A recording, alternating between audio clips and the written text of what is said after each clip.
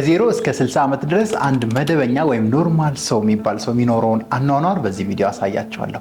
በሶስት ክፍሎች ነው ማሳያችሁ። ከ0 እስከ 20፣ ከ20 እስከ 60 እና ከ60 በኋላ ያለውን የመደበኛ ሰው ህይወት ነው ማስቃኛችሁ። እስከ መጨረሻው አብራችሁን ቆዩ። ታላቁ ሊቃውንት ሊቀነር የመጀመሪያው የመደበኛ ሰው ወይም ኖርማል የምንለው ሰው ህይወት ምዕራፍ ከ0 እስከ 20 ያለው ነው። ይሄን ህይወት ምዕራፍ እንግዲህ አብዛኞቻችን የምንጀምረው በ0 ዓመት በመወለድ ነው። ከእናቶቻችን ማህፀን ዱብ እንላለን ማለት ነው፣ ወይም ወደዚህ ምድር ከች እንላለን በአራዳ ቋንቋ። ከተወለድን በኋላ ቀጥታ የሚቀበልን የልጅነት ጊዜያችን ነው። ኖርማል ሰዎች ብዙ ጊዜ የልጅነት ጊዜያቸው ፈን ነው፣ ኢንጆይመንት ነው፣ ኢንተርቴይንመንት ነው። ብዙ የተለየ ነገር አያደርጉም፣ ብዙ የተለየ ስራዎችን አይሰሩም።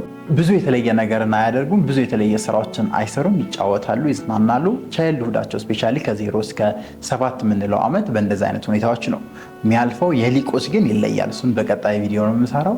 ከዛ ቀጥሎ እንግዲህ ከልጅነታቸው በኋላ ልጅነታቸውን እንደጨረሱ ትምህርት ቤት ነው የሚቀበላቸው፣ ወይም ኤዱኬሽናል ሲስተም። አብዛኞቻችን የምናልፈው በዛ ነው።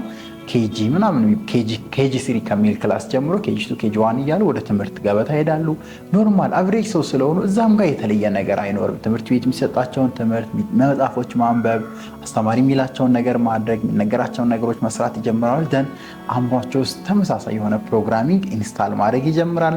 ህይወት እንዴት ነች የሚለውን፣ እንዴት መኖር እንዳለባቸው፣ ስለ ህይወት ያላቸው እይታ፣ ፊሎሶፊያቸው፣ ኤቭሪቲንግ የኖርማል የአቨሬጅ ሰው መጫን ይጀምራል ኤዱኬሽናል ሲስተሙ። ስለዚህ ኢመርስድ ይሆናል ማለት ነው አንድ አቨሬጅ ወይም ኖርማል የምንለው ሰው። ደን በዚህ ዕድሜ ውስጥ ኤዱኬሽናል ሲስተምን እንደጨረሰ ስፔሻሊ እንደሚታወቀው ሃይ ስኩል ምንላቸውን 11ኛ ፕሪፓራቶሪ ምንላቸውን ደረጃዎች እንዳለፈ ኮሌጅ ውስጥ ነው የሚገባው። ይህም ብዙ ጊዜ ከ0 እስከ 20 ባለንበት እድሜ ውስጥ የሚፈጠር ነገር ነው። ዘንድ ኮሌጅ ጆይን የማድረግ ዩኒቨርሲቲ ጆይን የማድረግ ነገር ይመጣል። ይሄ የመጀመሪያው የመደበኛ የኖርማል ሰው የህይወት ምዕራፍ ነው። የተለየ ነገር ብዙ የለውም። አብዛኛው ማስ ወይም ይሄ ብዙ የሚባለው መንጋ የሚባለው ፖፑሌሽን የሚያደርገው ነገር ነው። ይወለዳል፣ ቻይልድሁድ ነገሮች ይኖራሉ፣ ጨዋታ አሉ፣ ጌሞች አሉ፣ እነዛ ውስጥ ያልፋል። ፕሮግራም ይደረጋል። አእምሮ ቤተሰቡን ያያል። ስለ ህይወት የሚወስናቸውን ውሳኔ ፓራዳይሙን ቢልት ያደርጋል፣ ልምዶችን ቢልት ያደርጋል። ኖርማል የሚባለን ህይወት እየኖረ ኮሌጅ እና ዩኒቨርሲቲ ጆይን ያደርጋል ማለት ነው። ይሄ የመጀመሪያው ምዕራፍ ነው። የኖርማል ሰዎች ብዙ የተለየ ነገር አያደርጉበትም። አቅማቸውን ለማውጣት፣ ራሳቸውን ለማወቅ፣ ታለንቶቻቸውን ለመረዳት፣ ሊቅ የሚሉትን ማንነት መፈለግ፣ በህይወት ምን አይነት የህይወት መስመር መሄድ እንዳለባቸው ማሰብ ምናምን የሚባሉ ነገሮች መደበኛ ኖርማል አቨሬጅ የሆነ ሰው ህይወት ላይ የመጀመሪያው ምዕራፍ ላይ የለም። ስለዚህ ከ0 እስከ 20 ያለው እንደዚህ ኖርማል በሆነ መንገድ ይጠናቀቃል ማለት ነው። ወደ ሁለተኛው ምዕራፍ እንሂድ። ሁለተኛው የመደበኛ ወይም ኖርማል ሰው የህይወት ምዕራፍ ከ20 እስከ 60 ያለው ነው ብያቸዋለሁ። ከ20 እስከ 60 እንግዲህ አብዛኛው ኮሌጅ የገባውም የተወሰነ አድጎ በልጽጎ በአእምሮ በምናምን ትንሽ ዳበር የሚልበት እና መጀመሪያ ኢንካም ማግኘት የሚጀምርበት እድሜ ነው፣ ወይም ገንዘብ ገቢ ማግኘት የሚጀምርበት እድሜ።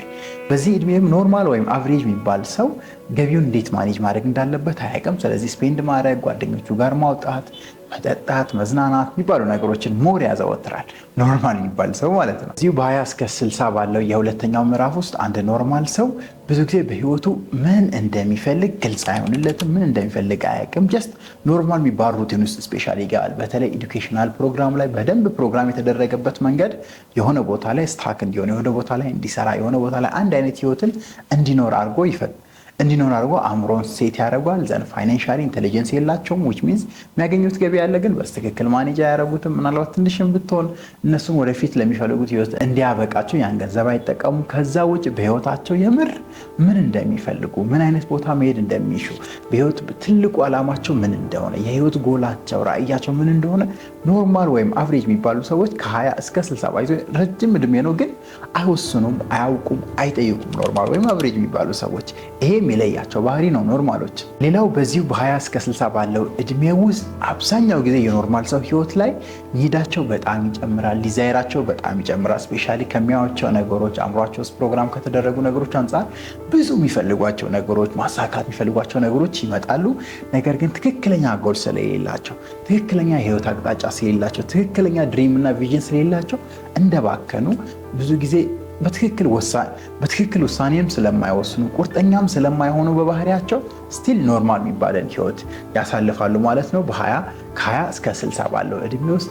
እዚሁ እድሜ ውስጥ በተጨማሪ በቋሚነት የሚያደርጓቸውን ካሪየሮች ቢልት አያደርጉም፣ ወይም በህይወት ይሄን ነው የምፈልገው ብለው የወሰኑትን ነገር በቀጣይነት አይሰሩም። ለምሳሌ 5-10 ነገሮች ይጀምራሉ፣ 3-4 ቦታዎች መሯሯጥ ይጀምራሉ። አንዱም ሳይሆንላቸው ትክክለኛ ፎርም፣ ትክክለኛ ቅርጽ፣ ትክክለኛ ዓላማቸውን ሳያሳኩ ያልፋሉ ኖርማል የሚባሉ ሰዎች። ስለዚህ ብትንትን እንዳሉ ፋይናንሻሊ ስቴብል ሳይሆኑ ትዳርም ሪሌሽንሺፕም ሊሆን ይችላል በስትክክል ሳይዝ ወይም ከያዙ በንትርክ ውስጥ የተሞላ ትዳር ውስጥ ምናምን ይሆኑና ራሳቸውን ባለማወቅ አእምሯቸውን ባለመረዳት ኖርማል የሚባል አቨሬጅ የሚባል which is like extraordinary ያልሆነ በዚህ ምድር ላይ የምር ሊቅነታቸውን ያልኖሩበትን አይነት ህይወት ከ20 እስከ 60 ባለው ሁለተኛ ምዕራፍ ላይ ያሳልፋሉ። እነዚህ ያሳየኋችሁ የኖርማል ወይም የመደበኛ ሰዎች የሁለተኛው ምዕራፍ ህይወቶች ናቸው። ወደ ሶስተኛው ምዕራፍ እንምጣ።